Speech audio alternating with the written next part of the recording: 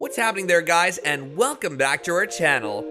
The Dukes of Hazzard was a television hit. The cast members appear significantly different today, 42 years after the show first aired in 1979, yet they've held up quite well. The Dukes of Hazzard starred John Schneider and Tom Wopat as Bo and Luke Duke respectively, two good old boys. Let's look at the Dukes of Hazzard 1979 cast then and now 2022. Number 10, Tom Wopat as Luke Duke. From 1979 through 1985, Luke Duke was the older and more responsible of the Duke brothers, whose exploits were recounted in the CBS sitcom The Dukes of Hazzard. In the decade since the program ended, Tom Wopat has established himself as a recognized working actor on stage and cinema and produced a series of songs as a singer. In August 2017, he made news when he was arrested for indecent assault and narcotics possession. He appeared in the new musical review Sondheim on Sondheim, developed and directed by James Lapine and celebrating Stephen Sondheim's life and career. The review opened in previews on March 19, 2010 at the Roundabout Theatre Studio 54 and ended on June 27, 2010. In the musical Lovestruck, he played Ryan Hutton. Wopat is married to Kirsten S. Larvik, an audiovisual archivist and filmmaker. Number 9, John Schneider as Bo Duke. Bo Duke was the younger and less responsible of the Duke brothers, and his rashness often contributed to the different types of mischief they got themselves into. Schneider has remained busy in the decades following the Dukes of Hazzard, starring in Smallville and other television and film productions. In the 1980s, he also had a streak of successful country tunes, and in 2018, he participated in Dancing with the Stars. Schneider dabbled with music during his time on the Dukes of Hazzard. Schneider signed with Scotti Brothers label in the early 1980s and released Now or Never, his first full-length album, which reached number 8 in the US country Billboard charts. The record, It's Now or Never, a version of the Elvis Presley classic, reached number 4 on the US country Billboard charts in 1981 and is still the highest charting Elvis cover ever. Schneider continued to record albums such as Quiet Man and If You Believe and signed with MCA Nashville in 1984. Schneider released Too Good to Stop Now through MCA Nashville, which had his first two #1 songs, I've Been Around Enough to Know and Country Girls, which also charted at #1 on the Canadian country chart. Schneider was arrested in 2018 for failing to pay alimony in his long-running and contentious divorce from Elvira Castle. Number 8, Catherine Bach as Daisy Duke. Daisy Duke was a cousin of the Duke brothers and worked as a waitress at the Boar's Nest, a local tavern. Her trusting and gentle personality occasionally got the family into problems.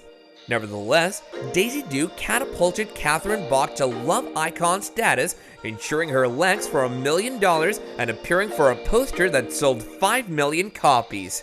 Since then, she has acted in several TV episodes and films, including a recurring part on The Young and the Restless in 2012. Bach suffered tragedy in 2010 when her husband, entertainment lawyer Peter Lopez, took his own life. Number 7, Denver Pyle as Uncle Jesse Duke. Denver Pyle, who was over 60 years old when he earned the part of Uncle Jesse, had a long and illustrious career as a character actor in television and movies. It became his most well-known character, and after Dukes concluded in 1985, he stopped acting full-time. Unfortunately, there are no available photographs of him in his later years. He died on Christmas Day 1997 at the age of 77, and according to several internet sites, he was buried close to his second wife's parents in an unmarked grave in Foreston Cemetery in Foreston, Texas. Uncle Jesse was the patriarch of the Duke family, raising his nephews Bo and Luke, as well as his niece Daisy, even though all of their parents had died in mysterious circumstances. He was a former moonshine runner who had a long-running feud with Boss Hogg, the show's evil county administrator. Number 6, James Best as Sheriff Roscoe. Sheriff Roscoe P. Coltrane was the incompetent, inept, and generally corrupt sheriff of Hazzard County, and his numerous plans and machinations against Bo and Luke Duke and their family dominated many episodes of the program. The majority of episodes featured more bizarre vehicle chases in which he pursues them in their famous car General Lee, which frequently ended in spectacular leaps and or accidents. James Best was a skilled actor with a long history in television and cinema prior to the Dukes of Hazzard. Following the play, he went on to create, produce, and appear in theatrical shows, as well as teach acting courses in Los Angeles. At the age of 88, Best passed away on April 6, 2015. Number 5. Sorel Book as J.D. Hogg. Boss Hogg was the county's Crooked County Commissioner and the county's richest man. He and Uncle Jesse had a long-standing hatred dating back to their days as moonshiners, and he was always plotting retribution through his nephews. Sorel Book was a classically trained method actor with degrees from Columbia and Yale in real life. Prior to Dukes, he had a long career in live theater, television, and film, and when the program ended, he continued to do voice work but no longer appeared on screen. Book died of cancer in 1994. Number 4. Ben Jones as Cooter Davenport. Cooter Davenport was an honorary Duke and a laid-back, good old Southern lad who operated the local garage. He frequently aided the Duke clan in their fights against Boss Hogg and Roscoe's main machinations against the family. Ben Jones's post-Dukes of Hazzard career has been one of the most intriguing. He then ran for the government as a Democrat and served in the United States House of Representatives for 4 years representing Georgia.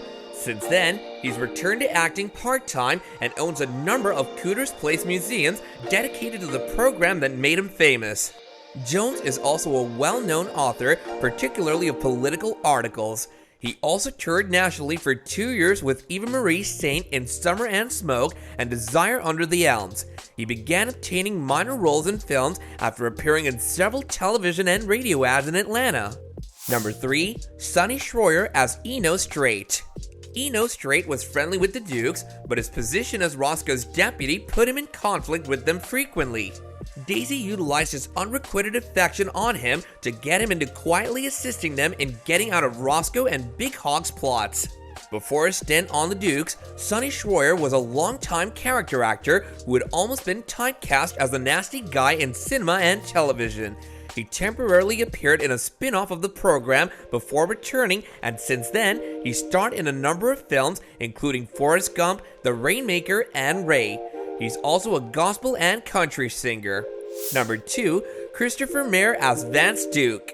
Christopher Mayer appeared in Santa Barbara, Liar Liar, and Star Trek Deep Space Nine. He died of natural causes in 2011.